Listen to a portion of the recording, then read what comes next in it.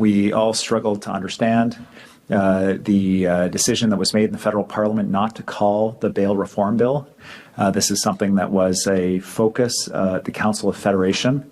All of the premiers across Canada agreed that this was a priority. The police have called on the federal government to make this change. And the bill was drafted, went through first reading, and then wasn't called for second reading. It didn't make it past first reading, and is now deferred until at least the fall. So we made a point in our communique of underlining our deep disappointment that that was the case, that the bill didn't get called and passed. We understand it has the support of all the parties in the provincial or in the federal parliament.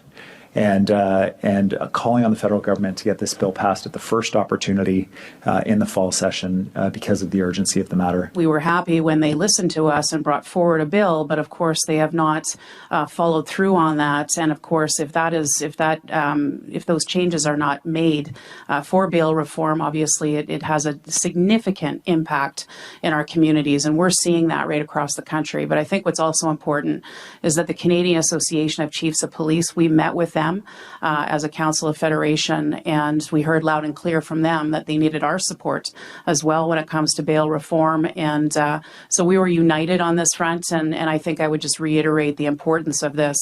We need to make sure that those violent offenders do not continue to get out on bail.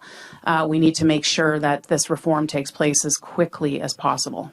We recognize the unique needs of places like the territories, like the North, to have special arrangements. But I have been concerned, and I've shared that concern federally, that BC has not seen our fair share of this type of funding. And you'll see in the communique the emphasis from all provinces that needs to be a key consideration of the federal government for funding programs. It doesn't mean that other provinces need to be funded less.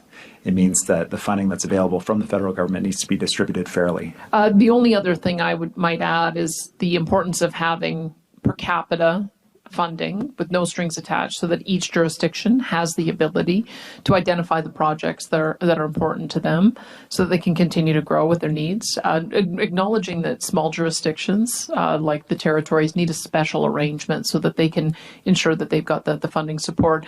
We're also interested in equivalency and fairness. I think that if the federal government wants to help support those projects, they need to be mindful of providing some kind of equivalency in each jurisdiction. Those are some of the other issues that were raised.